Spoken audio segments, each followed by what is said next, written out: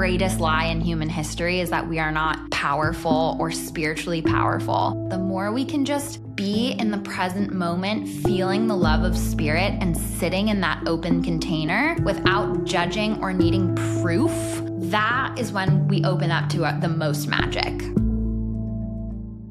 There are two things I'm hearing from people more than ever before right now. One is that they are feeling their intuitive gifts start to come online.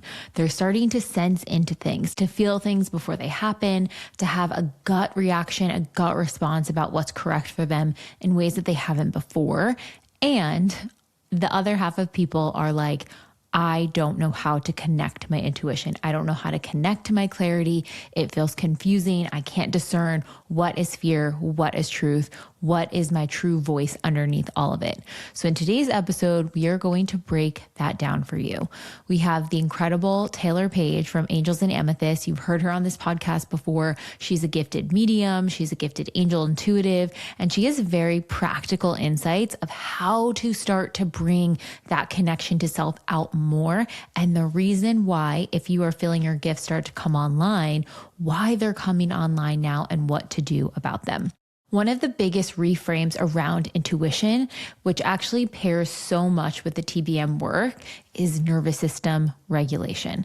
You don't really think about intuition and nervous system because it's science and intuitive, science and magic. But really, in order to hear our true essence, to hear our future self, to hear our highest self, to hear the universe, God, angels, spirit guides, whatever you want to call it, to hear that peaceful, calm knowing of what direction to take best for you, we need to have our nervous system regulated. We need to feel calm and grounded. We cannot feel overstimulated. We cannot have all of this noise going on in our head. In the silence, in the stillness is where it truly comes in. So make sure to hang out to the end of the episode where we're going to really break down some of our most heavy-hitting nervous system tips that can help you reconnect with your intuition on a massive level. And now a word from our partners.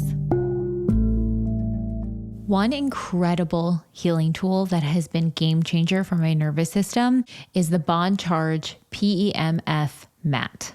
There is a very specific state your body needs to be in for that deep healing and real subconscious relaxation. And one of the most effective ways I found to help my body actually let go is the Bond Charge PEMF mat. It combines pulse electromagnetic field therapy with red, near infrared, and far infrared heat. In simple terms, it deeply calms your nervous system, relaxes your body, improves circulation, and brings you to a much more receptive, grounded state.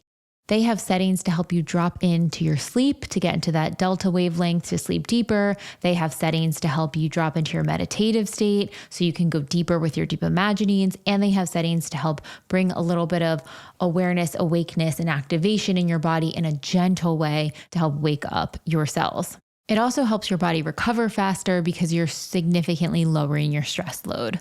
I love setting it on a high heat, putting on 8 hertz, which is as close to Schumann's resonance, which is the Earth's natural frequency. So I can just kind of calm down, get in homeostasis. And I'm telling you, the depth and relaxation to which I can get into my deep imaginings with this is next level. The only thing I can kind of equate it to is maybe when you're in a really deeply relaxing massage, but this is something you can do right in your home. In fact, I keep mine in my office.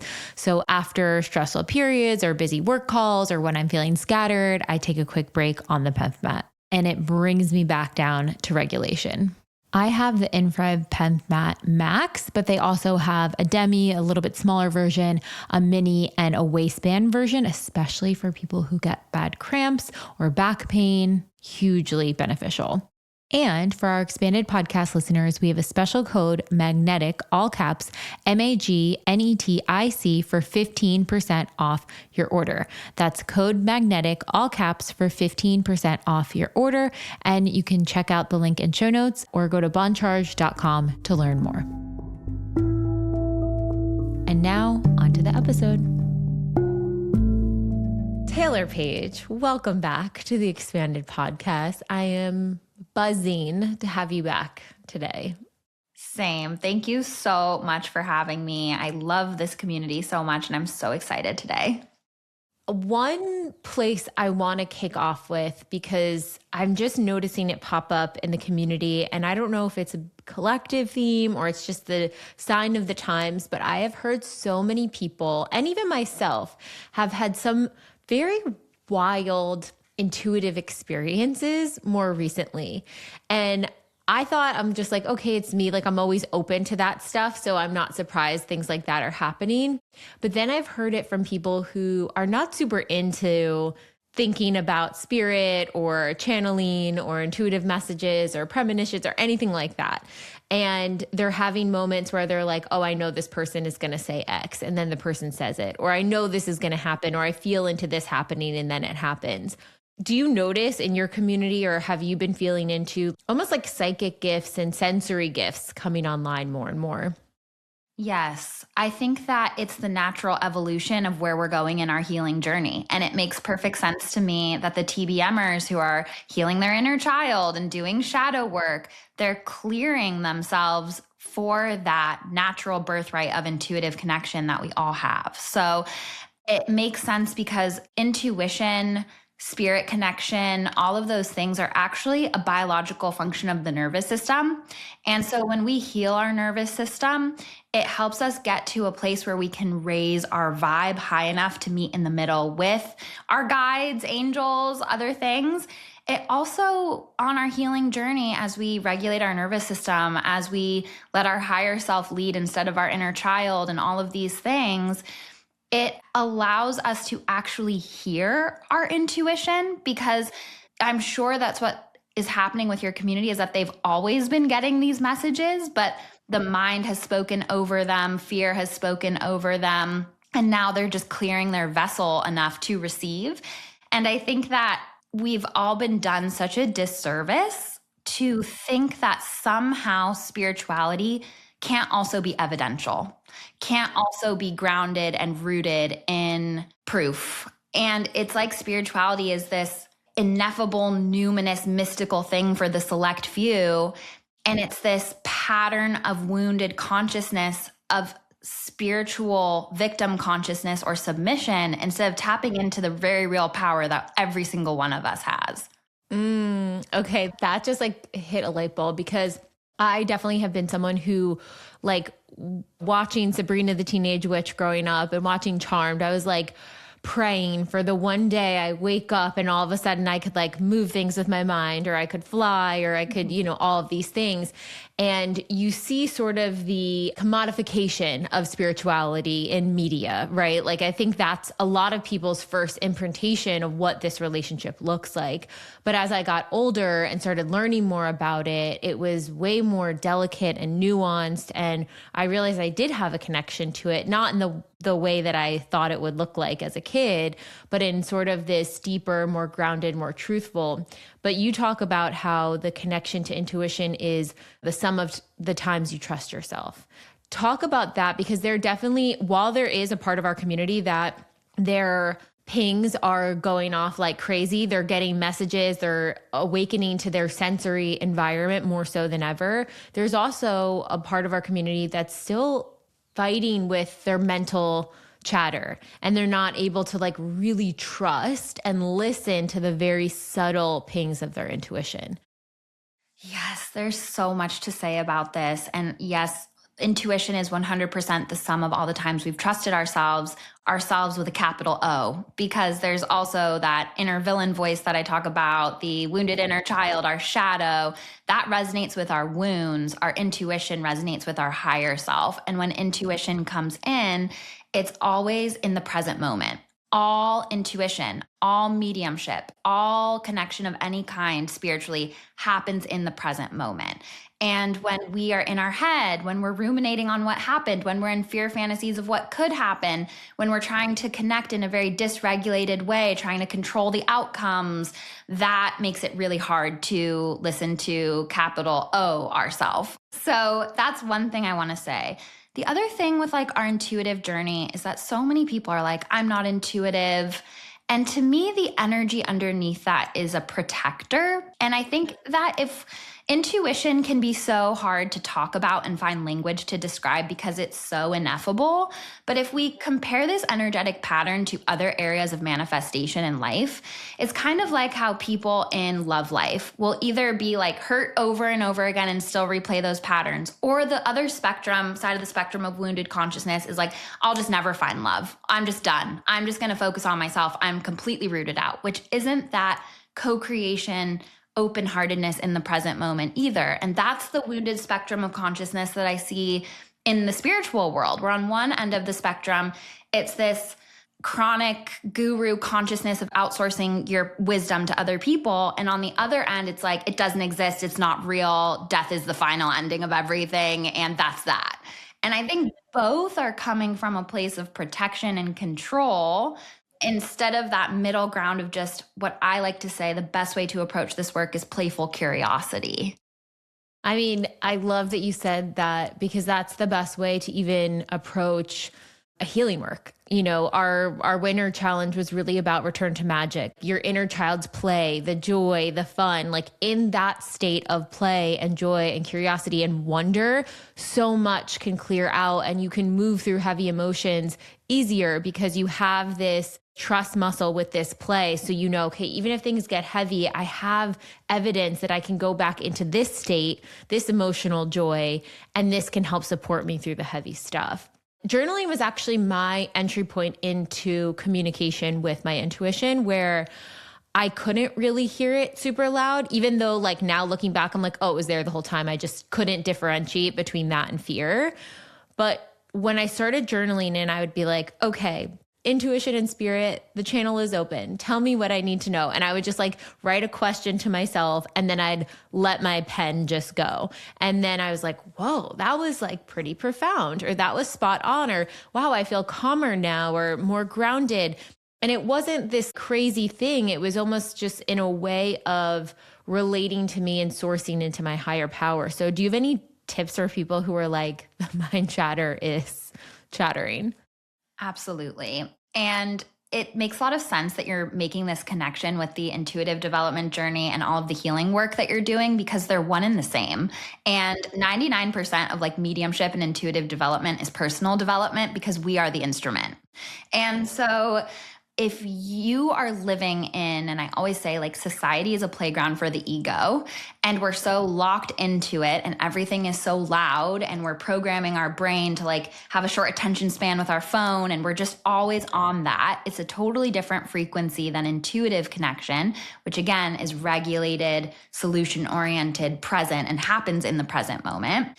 And so what is happening is people are like, okay, I'm going to sit down and I'm going to meditate for 10 minutes. And I am going to subconsciously or consciously use this as a litmus test to prove to myself if I'm intuitive or not.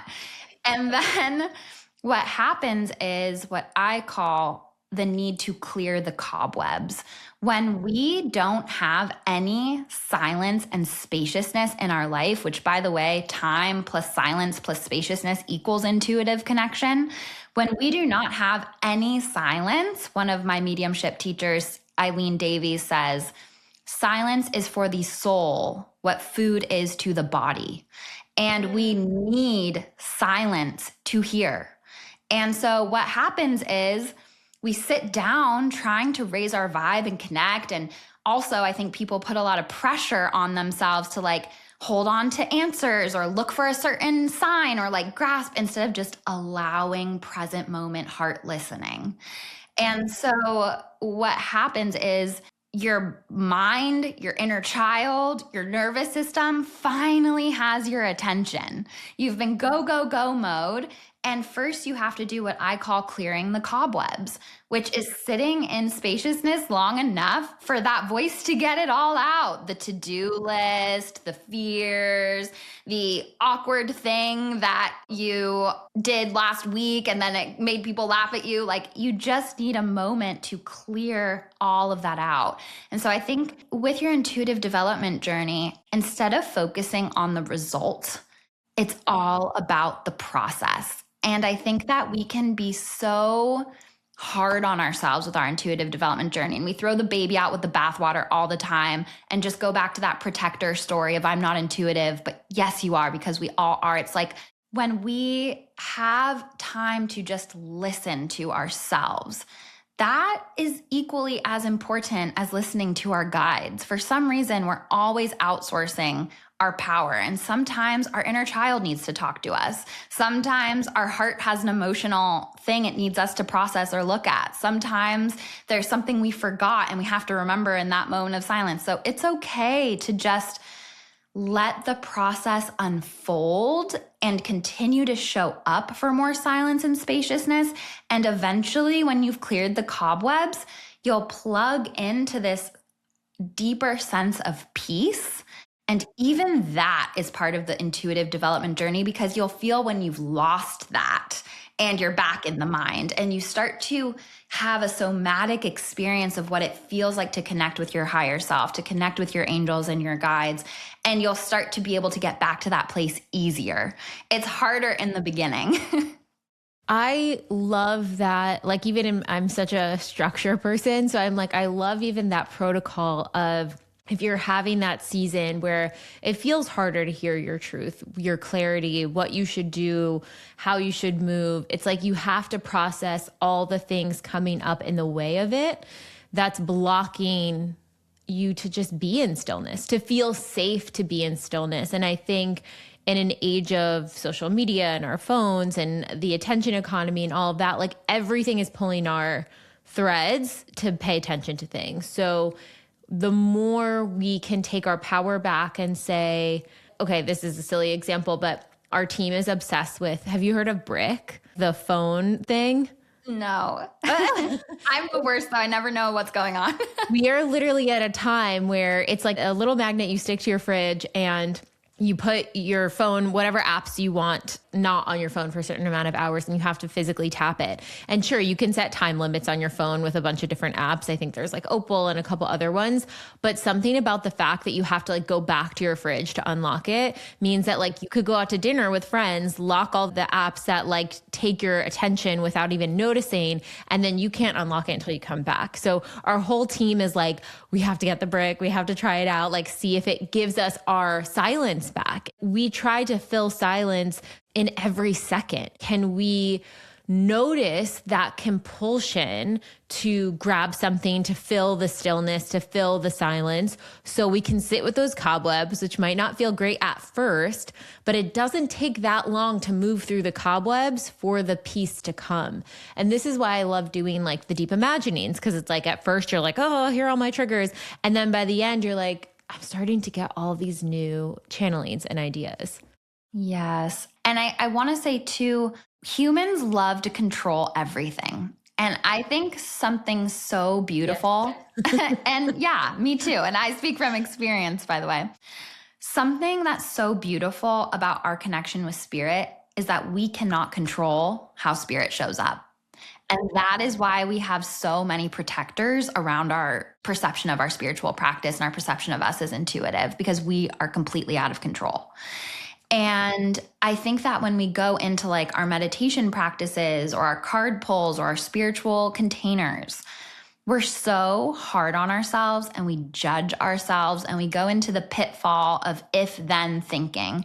If I was really intuitive, then I would know XYZ thing. If I was actually tapped in, then my guides would show up as this in this exact way. And that's 100% ego projection and control. And sometimes our guides just want you to feel love for that 15 minutes that you're meditating. Sometimes they're doing energy work on your heart space that's opening you for a synchronicity later in the day. We always think that it has to look a certain way, but the more we can just be in the present moment, feeling the love of spirit and sitting in that open container without judging or needing proof, that is when we open up to the most magic. I mean, the parallels between that and manifestation is like visually exactly the same. And like Yeah. in the healing work, when you're trying to go in and be like, cool, I need to get rid of this block today so I can manifest X tomorrow. It's like that's that control, that's that ego. But you almost have to sit into the surrender. Like even in our deep imaginings, when people are going back and unblocking and healing all these things, to have no expectation of the experience. Like you're saying, one time it might be you just feel a little bit lighter. Another time it might be you move through a huge emotional journey. Another time it might be like, wow, I feel okay, just like kind of calmer today, but I don't know if I went super deep. All of it means something, and to surrender what type of experience you're going to have today with it to spirit and to the universe in a lot of ways. Let that high intelligence of the how be beyond your mental model control. Can you trust that there is a divine orchestration, that each little aspect of your healing, or the times that you connect with your intuition, or the times that you leave stillness and silence, is all part of a plan to get you closer and closer to yourself? And the more you get out of your way and try to control it and orchestrate it, the faster it ultimately comes and the stronger it comes. 1,000,000%. And by the way, every time we do that, it sensitizes us to spirit. So it also allows us to get in real time hits and downloads about what's right for us and what isn't, because of those like plug in, check in moments with just sitting in silence. So it's also attuning you in a very beautiful way as well. I think one of the things that I keep thinking about, especially entering into like a new paradigm in this new piece, is just how important it is for the individual to have a very strong connection to self, to be self-aware, to understand why they behave or act or react to things the way they do. But even deeper than that, to plug into like their power, their safety, their intuition, their connection with the divine. How do you see that playing out? And I know you mentioned like some people guruify spiritual leaders, and it's like the way I see it or try to play with it is I let them be inspiration point, but I know I can always have my connection that's authentic or correct for me. Like I don't have to take everything everyone says, but I can still get something good out of it. How do you see this playing out, and like can people develop this safety?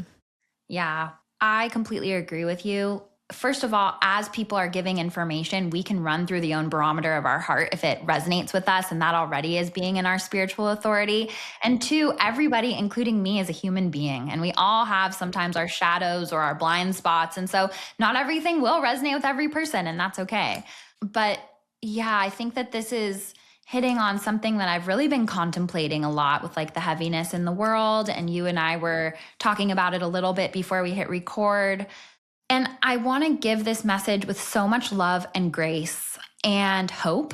And also say, I'm not claiming to have every answer about the universe or the world. I don't think while we're in human form, we can. But I appreciate you also sharing the parallels between the healing journey and the spirit journey, because we are human and spirit, and they're both mirroring both to each other. And I think that there's a deep wound in the collective consciousness of humanity that says we are spiritually inferior beings. We're not powerful. We're not connected. We're at the whim of higher powers. That infiltration of our deep consciousness is being mirrored, just like every spiritual pattern is mirrored in the physical world in some way, because it's all a mirror helping us heal. And I know like the universe is holding up a big mirror to us with all of our patterns, mind, body, soul. And I think that there's this outsourcing of power, this perception of powerlessness that is like the great lie. The greatest lie in human history is that we are not powerful or spiritually powerful. I do believe in like God and the universe. I believe in higher intelligence that we couldn't understand while we're here. But as physical beings in a physical world, God and the universe can only work through us to the degree that we listen to them and that we let love win through us.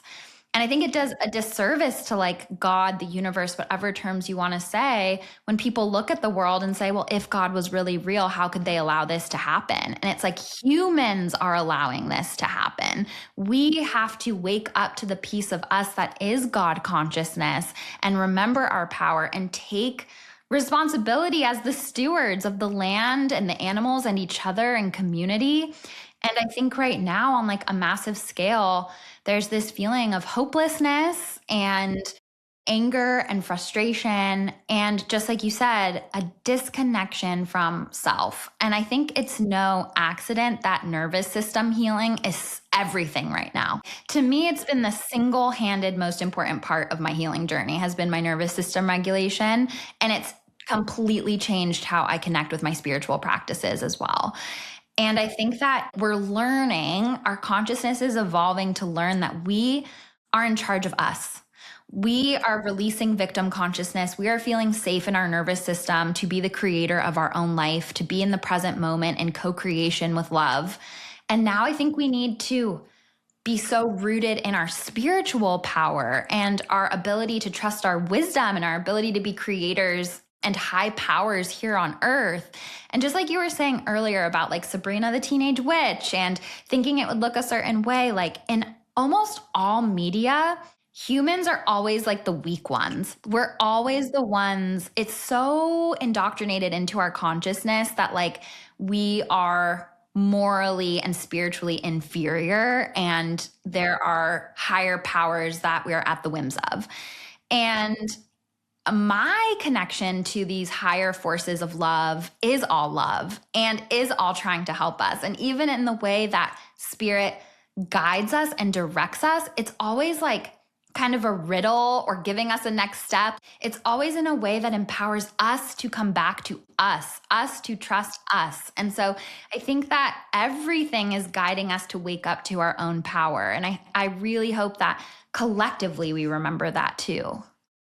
Oof, bars. That just like that hit in such a way. And it makes me emotional because I feel like I also feel into just even as a human, like I feel into that powerlessness sometimes. You see things happening in the world and you're like, it's so easy to feel like, well, what am I going to do to help this, to fix this, to move with this?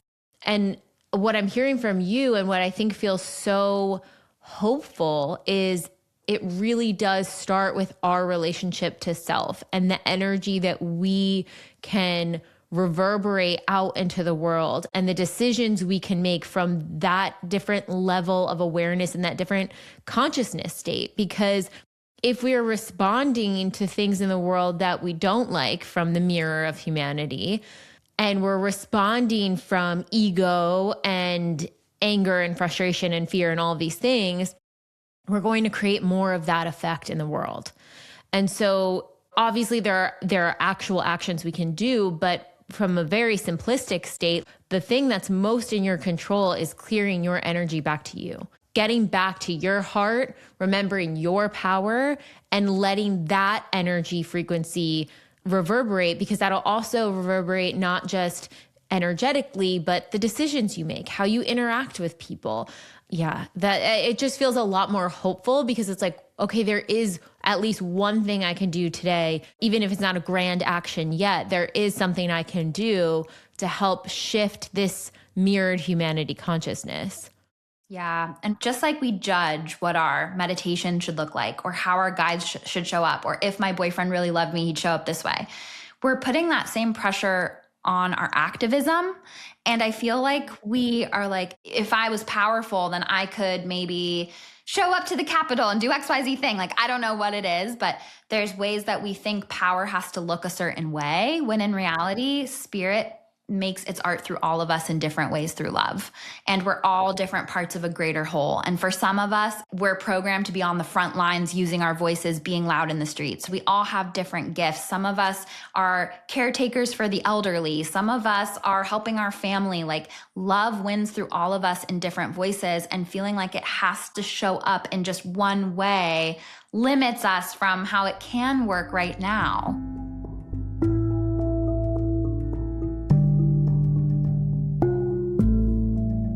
Having recently celebrated another birthday, I have been thinking a lot about aging.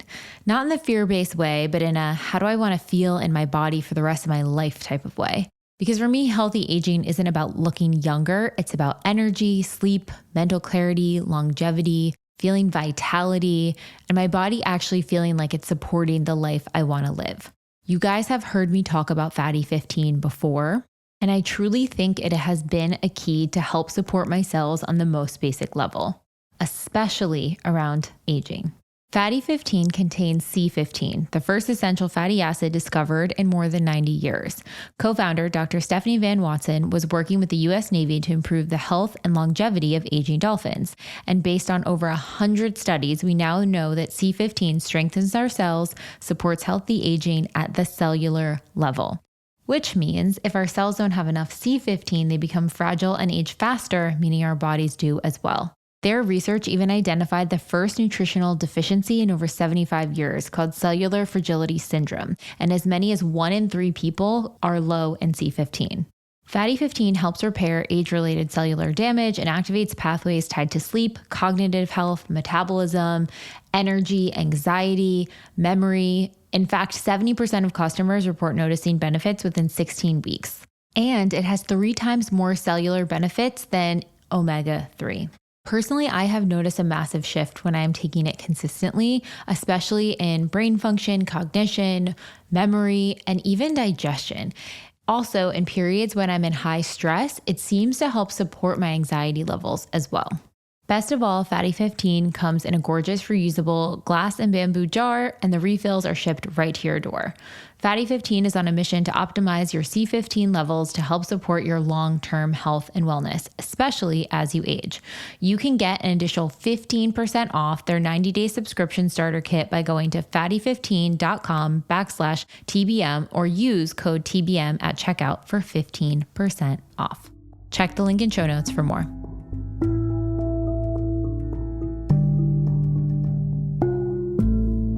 This is something I've kind of been pondering and playing with a little bit, but distraction from the way that we uniquely as individuals can show up. So I think about, push energy versus pull energy. And when I feel like I'm aligned with my purpose, with my soul, with my mission in this season, in this life, it feels like pull energy. It feels like I can't stop thinking about it. I'm so passionate about it. It just generates more energy within me. And maybe that's because I'm a generator of human design, but that's how it presents for me. And I've gotten really curious of what are the things that get me there and what are the things that don't.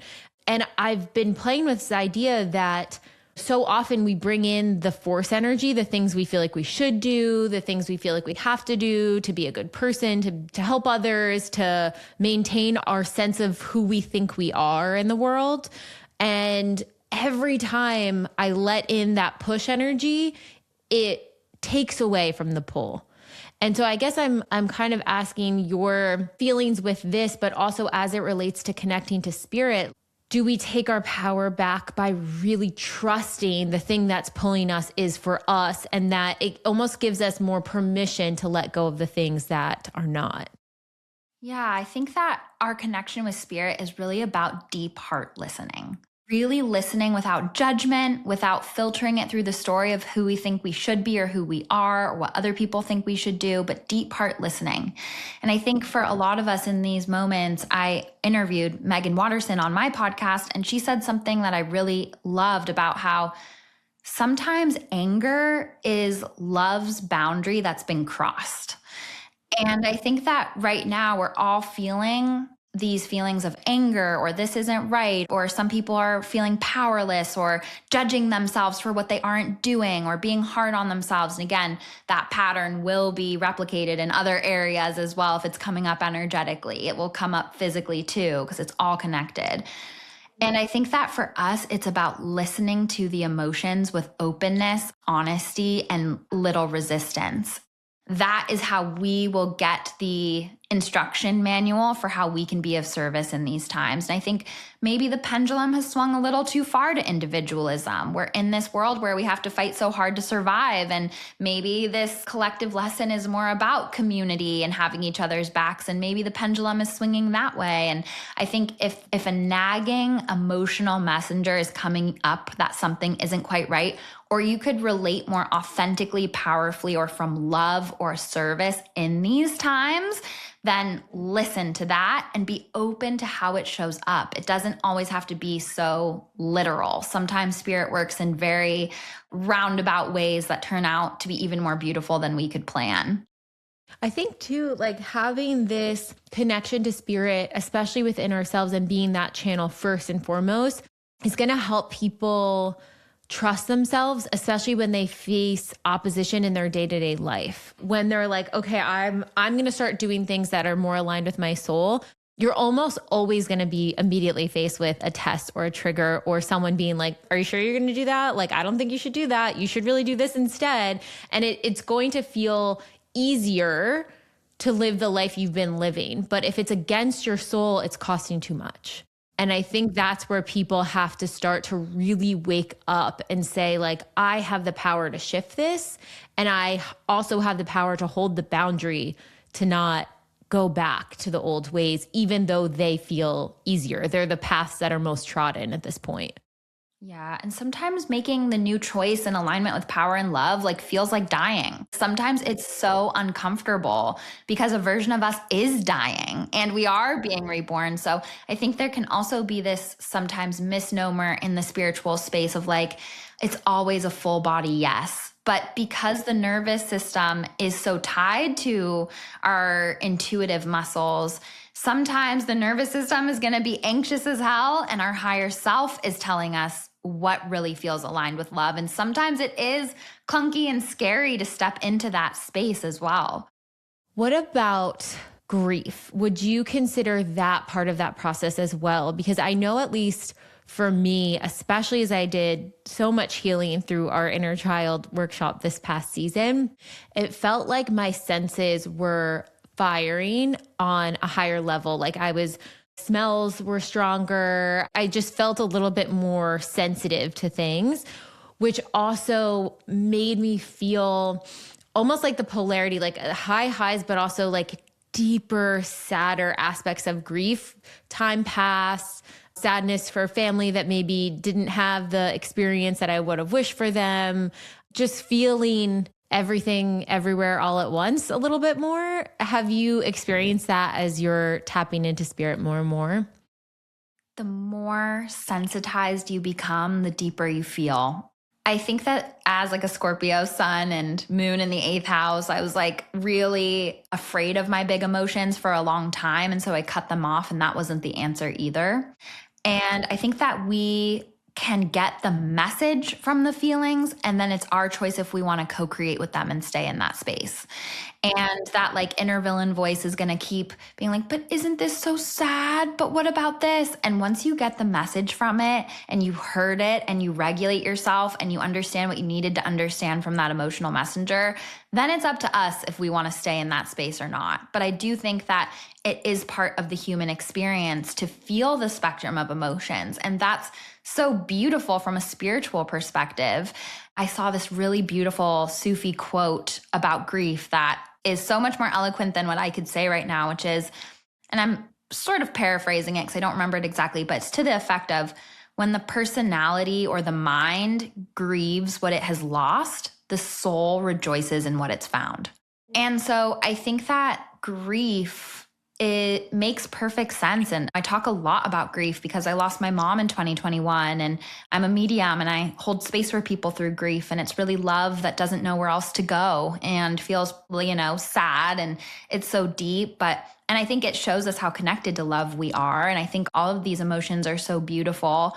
But through the process of exploring our grief, our soul truly finds treasure and gold and sees how powerful we are. And I always say the silver linings are proof of our guardian angels, and that truly through these moments that test us and show us how far we've come, our soul has grown so much in that process. And it might have been really uncomfortable for our mind and our inner child and our body, but for our soul, it's like, wow, my wings are spread.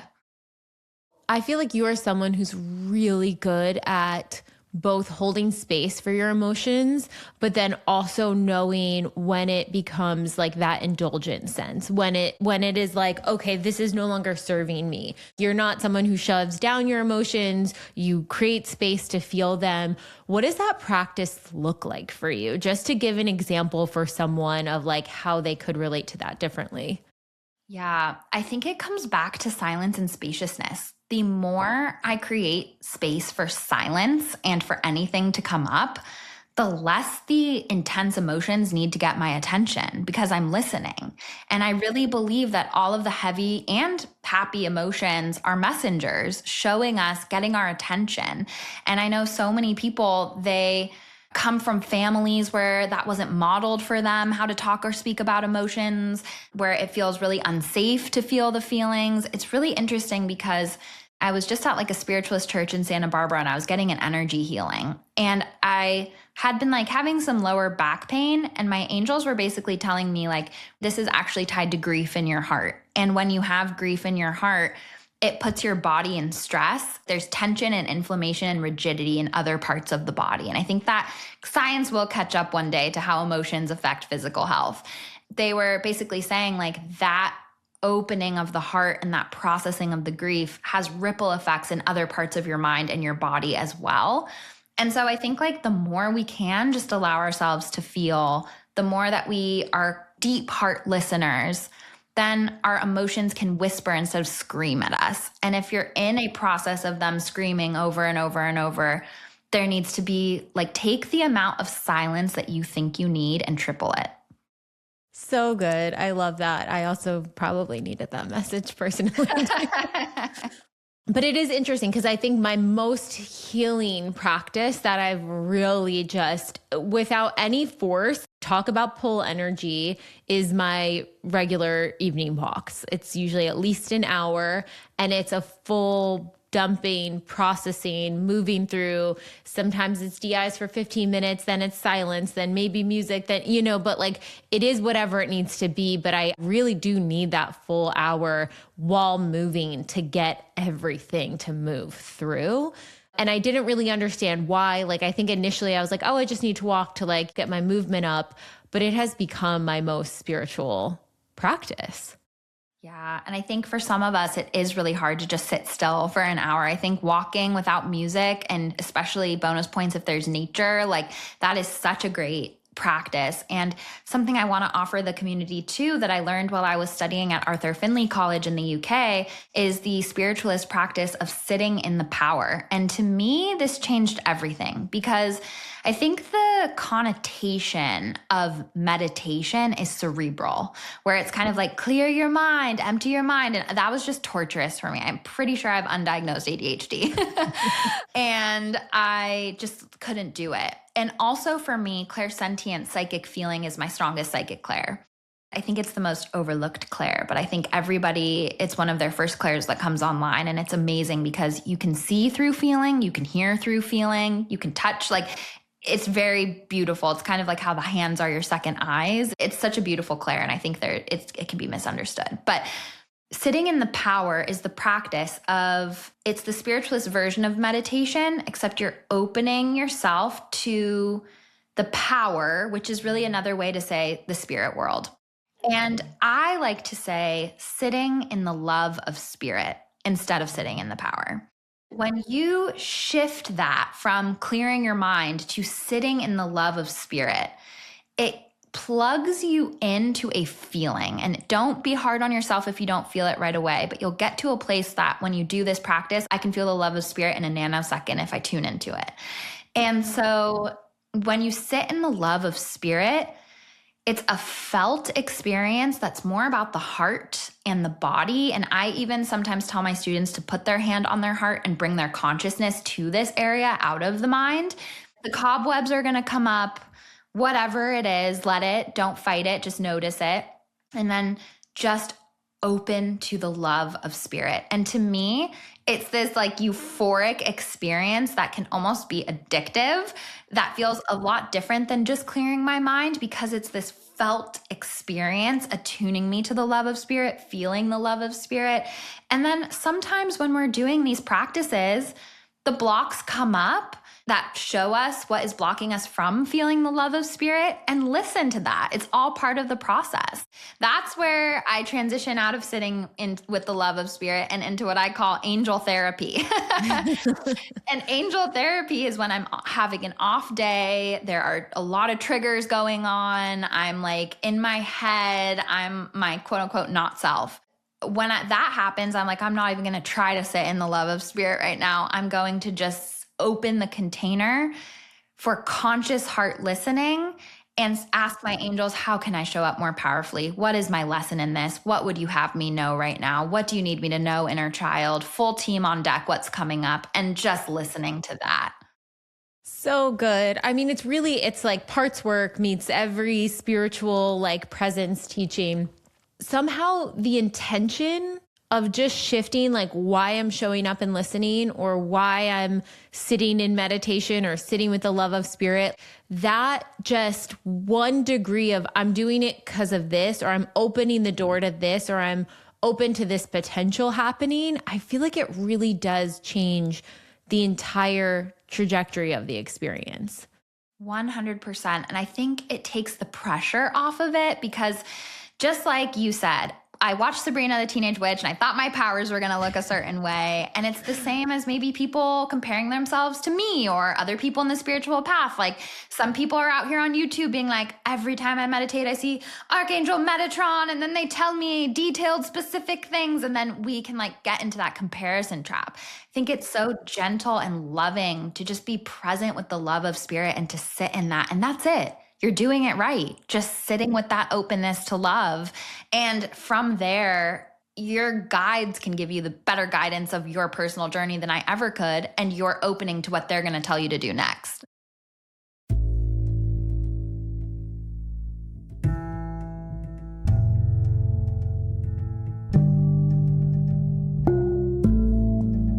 If there was one practice that I could recommend to you that has transformed my life more than anything else, it has been the To Be Magnetic work. Obviously, I may be biased because I am the chief content officer. I'm the host of the podcast. I develop all the workshops with the brand, but it is also the tool that has helped my life the most.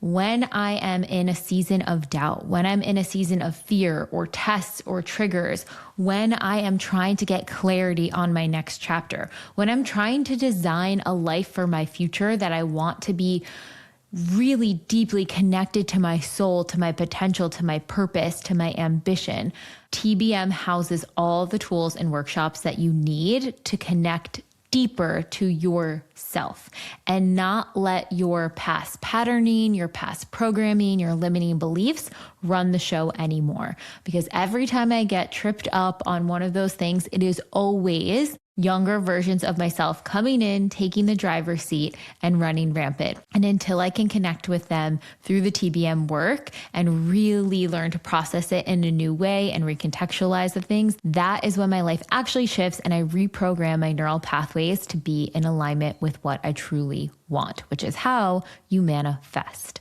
If you are interested in joining the pathway, we have a special offer for our podcast guests where you can get the first month for $20 and then join our annual membership. You can use this work through our various workshops that we teach you how to manifest. We go through an inner child program. There's a shadow program, one for rut, rock bottom, money, love, you name it. Or you can use it as a daily tool to reprogram in the moment issues as they come up, to reset your nervous system, give you high self-worth, reconnect with your magnetic self, or talk to your inner child part that may be in the way and running the show and self-sabotaging. So if you're getting the ping to join TBM, now's the time, and you can use code expanded, all caps, EXPANDED for $20 off your first month to join the pathway.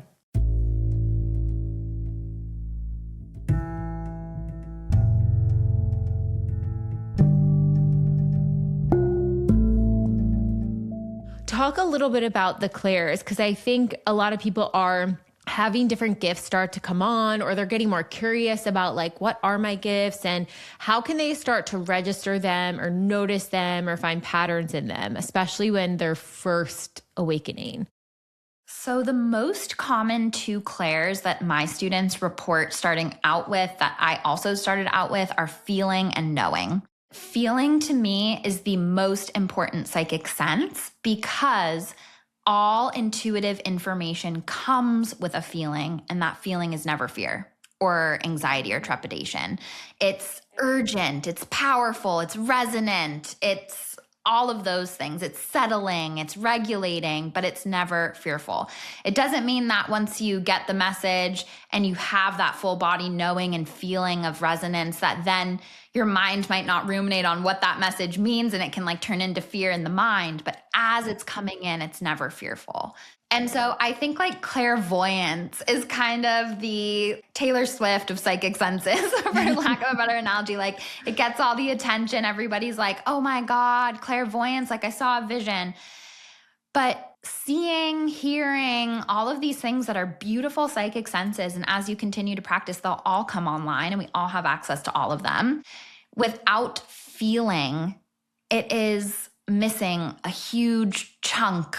Like it's so easy for imagination to come in without the feeling. The feeling is what plugs us in to knowing that it's psychic information and not imagination. It's almost like the other psychic senses. There's a mediumship teacher named Steve Henman, I think is his name. I don't agree with all of his teachings, but he said something that I really like, which is if you watched a movie, but you only had certain images or you only heard certain words, that's psychic information without the feeling. The feeling like plugs you into the emotional experience, to what it means, to the fact that it is spirit. So just want to tell people, like, if you're a strong feeler and clairsentience is your big one, don't be discouraged by that. I think it's so powerful. And so, yeah, I think noticing your clairs, I think one of the biggest ways we sabotage is imposter syndrome coming up, judging ourselves, saying, am I just making all of this up? Is this really real? And I think you have to promise yourself that when you're in sacred space, when you're sitting in the power, when you're pulling cards, when you're journaling, allow yourself to be in the moment without that editor brain, that questioning brain. And, it's a lot of the same mechanics as creativity. When we're in creative flow, it's like sister languages. Things are like being channeled through artists all the time. But if they let that inner editor voice edit the project, wonder how it's going to be received, question how they'll do XYZ thing with it, it takes you out of the present moment. And so intuitive information, how you know it's intuitive information, is always present, regulating, solution-oriented. And I think that the best psychic and intuitive evidence and information is what surprises you. Because when it surprises you, it shows that it's not your imagination guessing the next step, which is so common. Okay, so this kind of brings me to my next question. As people are noticing these things come online, my next thing is like, well, what do I do with this? Obviously, you want to connect to yourself, but if you're getting messages, let's say someone messaged that they had been able to tell that some other person that they were interacting with was going through something, and they were like, am I supposed to tell them? Do I keep this to myself? Like, why did I get this message? And I guess that's kind of the next layer of this is as things start to come through, how does someone discern and where do they go? Like you have a great program you can talk about too, but like, where do they go to understand like, wait, why is this coming online and why am I learning this information? Like, what do I do with this information?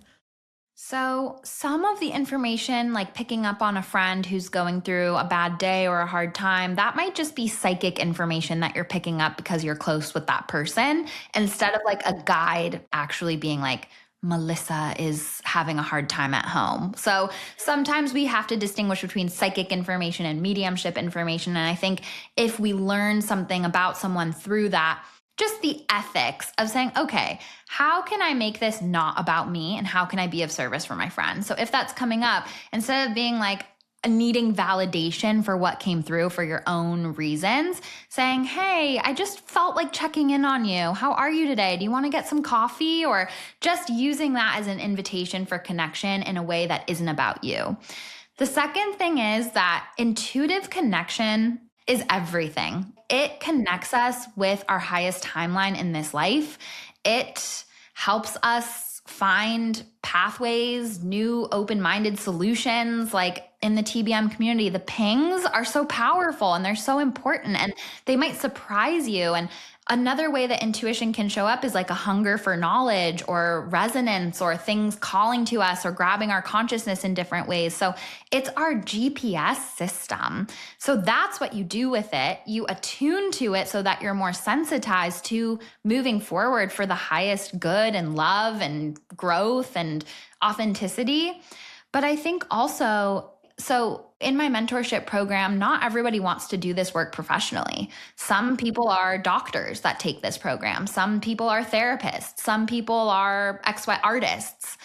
But tapping into your connection with spirit and with your higher self and with your guides enriches every single area of life. It is going to help you show up more sensitively and attuned and empathetically. It's going to give you action steps to fast track your manifestations. It's going to show you the lessons and the soul themes as why these tests and lessons are coming up so much. It connects you into the answers that are available to all of us if we can learn how to listen.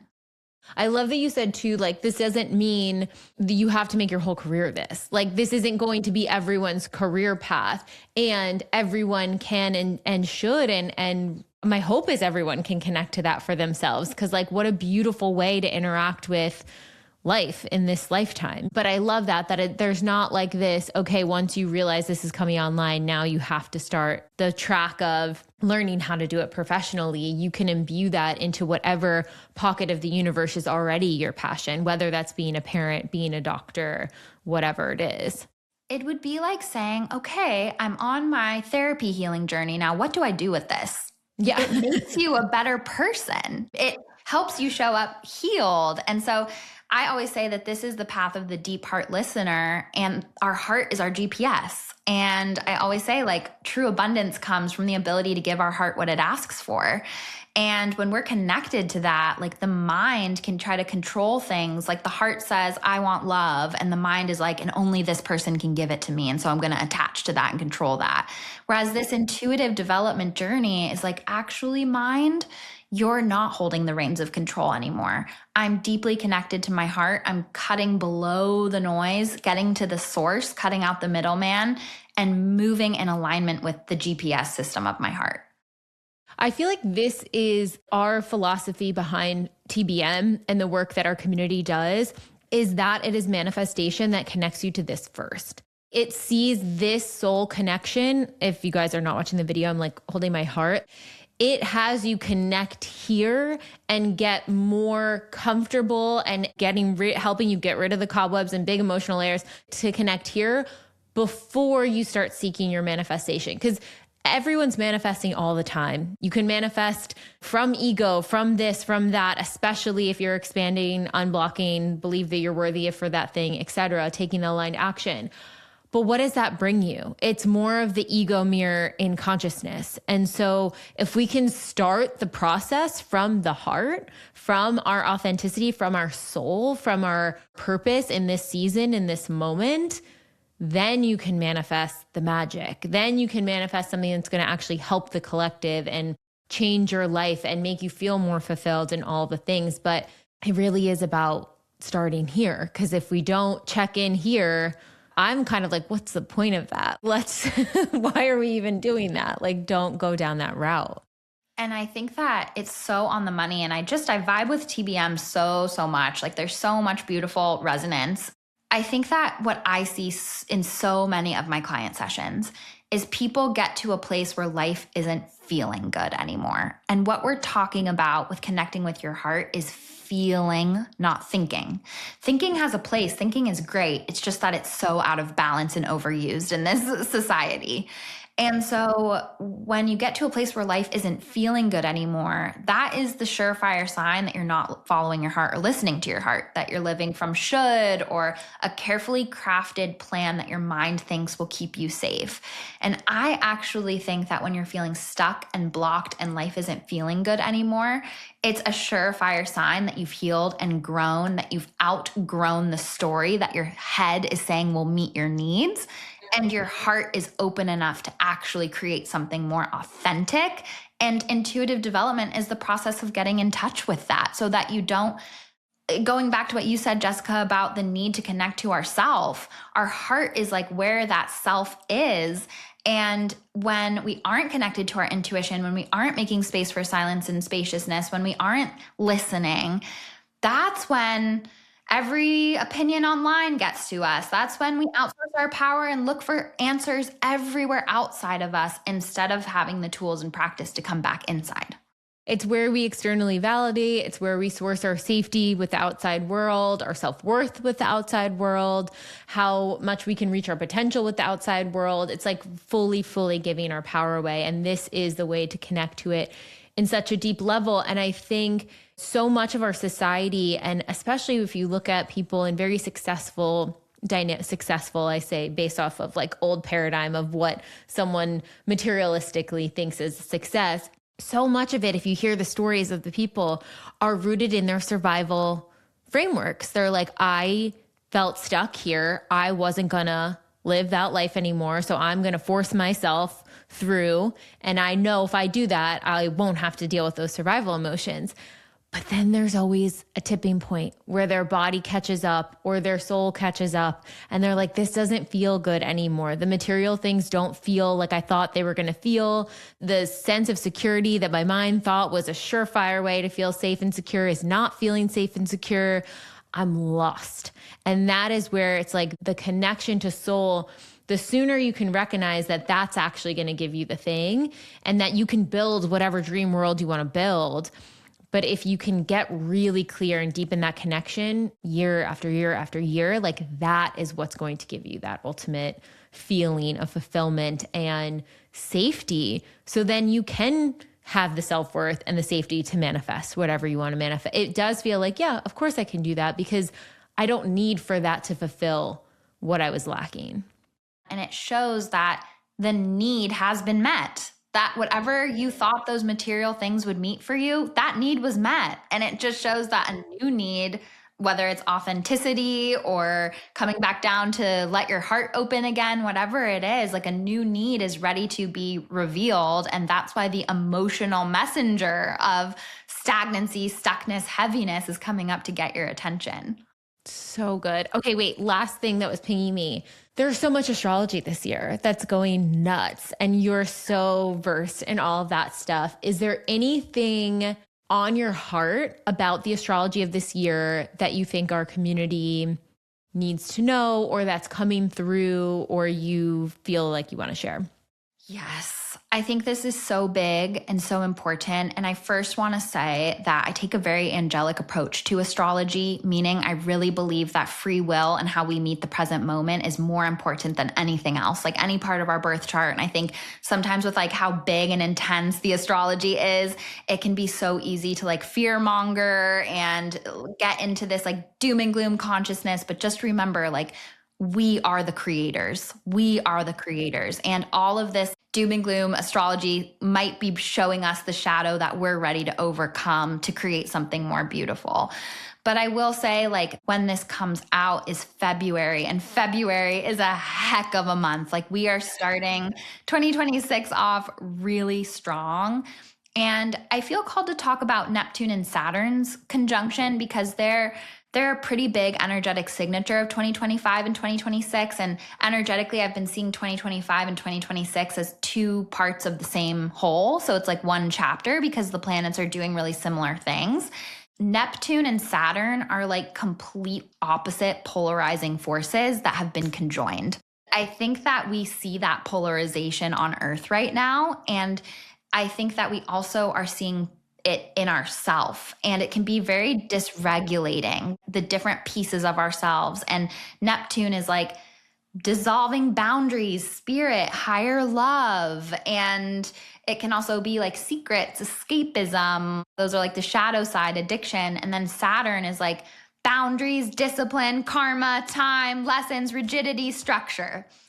And I feel like there's a greater spiritual message of like, neither of those forces are wrong. And I think that like astrology holds up such a beautiful mirror to humanity.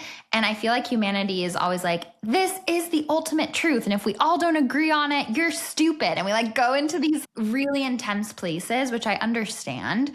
And I think the astrology of Neptune and Saturn dancing in polarity together is highlighting a bigger message around integrating the best of both worlds instead of letting the polarity rip us apart, finding the best of both and knowing that this is a big chapter of integration of different parts of us. And the other thing I want to say too that's really interesting to me about 2026 is that there's 3 Mercury retrogrades and they're all in water signs. So this month, February, Mercury will be retrograde in Pisces. And then there's one in July in Cancer. It's either June or July. And then Scorpio season in Scorpio. This conversation couldn't be more in tune with what the universe is telling us with those Mercury retrogrades, where we're so used to the fire element of our anger and our outrage and our passion. We're so used to earth and like manifestation and money and creation and goals. We're so used to air of like technology and connection and ideas and like quickness. And I think that Mercury being retrograde in all 3 water signs is like, hey, you also have to feel. And how can we go back and review and assess and look at our relationship to emotion, intuition, depth, and letting ourselves feel our feelings so that we can crack open to deeper compassion. The one word that kept like ringing in my mind as you were talking was like, we need to be more mutable with the different parts of selves. And I've definitely felt that inner conflict of like, this is how I've always done things. This feels normal but I'm also being awakened into this more fluid, trusting heart, like exactly what you were saying between the Saturn and Neptune energies. And one thing I'm recognizing is picking up on when it's probably inner child parts wants to know the answer between the two. What do I need to do? And I think the real healing is catching that pull of wanting to do that and saying like, there is no truth. You have to pull from what you want here and what you want here and what is going to feel the best for you moving forward versus an undeniable truth, because choose either path and you can have different experiences on either one. But what it's actually asking is like, can you sit with the discomfort of not having certainty? It's a level of nervous system regulation to feel safe in duality. It's like we just want to know and we just want to have one answer, and it meets our needs to have one answer and never question it. And our sense of safety and community is totally uprooted if we question it. And I think that it's really interesting how these 2 planets are teaching big lessons around that. And I also have been telling my community, like Saturn meeting up with Neptune is a major mental health warning. And it can cause a lot of like disillusions and what's real and what's not, or feeling a little lost, feeling a little heavy, like a sense of ennui even.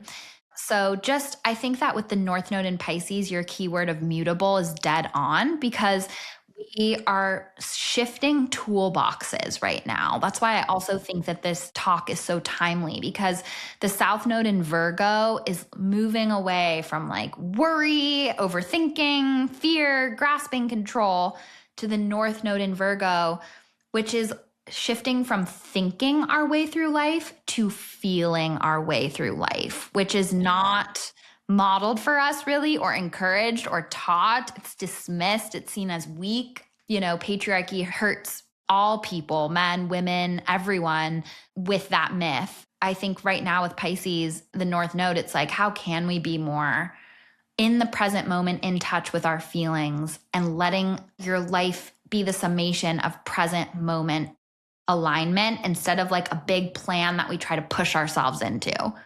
Oh, so good, Taylor. Okay, where can people connect with you? What programs are you offering right now? Yeah, just share all the things. I've been a busy lady. There's a lot to say. The first thing is I'm creating a really powerful, one of its kind workshop called Healing the Spirit Wound. We touched about it a little bit in this episode of just this spiritual victim consciousness. This is really for people who are afraid of spirit, who are afraid of their own intuitive gifts. And when you have that fear, it makes it really hard for you. Like Lacey says, that subconscious fear blocks your manifestation. And if you're manifesting strong pings and strong intuition, but you fear spirit, there's a big block there. So I'm creating a 3-part mediumship workshop called Healing the Spirit Wound. That's all about reprogramming that, reclaiming our power, and also opening to our own mediumship gifts, which I'm so excited about. So you can use code TBM333 for $33 off of it. You can find it at angelsandamethyst.com. We're going to start on the full moon eclipse, of course, on March 3rd. And then I also have my mentorship program, Becoming the Oracle, that we were talking a little bit on here. I take 8 mentees at a time. I'm currently in round 2. And then as you sign up on angelsandamethyst.com, I'll look at your form, I'll email you, we can be in touch. And I have a few UK, EU, and Australia people that want to take it. So I'm waiting for people around the world to join those cohorts so that they can be on the same time zone. So it is open internationally as well. You can also book a reading with me at angelsandamethyst.com. And then I have my own podcast, Magic Hour podcast with Taylor Paige, in case you're interested in this type of intuitive, spiritual, grounded in evidence and ethics space. So good. Thank you, Taylor. Such a pleasure as always. Thank you so much for having me.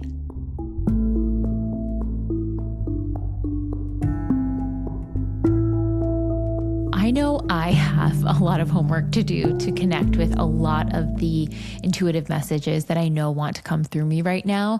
And one of the ways that I'm going to start doing that, and I started this week actually, since Taylor and I had recorded, was our Reset Deep Imagining. This one's a gem. We made this like 2 or 3 years ago with Janelle Nelson, licensed marriage and family therapist, somatic practitioner, EMDR practitioner. And we said to her, what are the most heavy hitting nervous system regulating techniques that will help you drop into your body, and kind of ask any part of you, any chatter, any fear that's very loud in your voice to kind of step to the side for a moment. And that's what this Reset DI is. So you can find it in our app, just search Reset. If you check out the Calming Deep Imaginings, it's in there as well. It's in our nervous system playlist. But this one is like some of the best tools. It's the VU, it's the breath, it's the body, it's the grounding into the scenario. And honestly, just 15 minutes doing that and then being like, okay, universe, like what are the messages you want to share afterwards? Magic. So much comes through.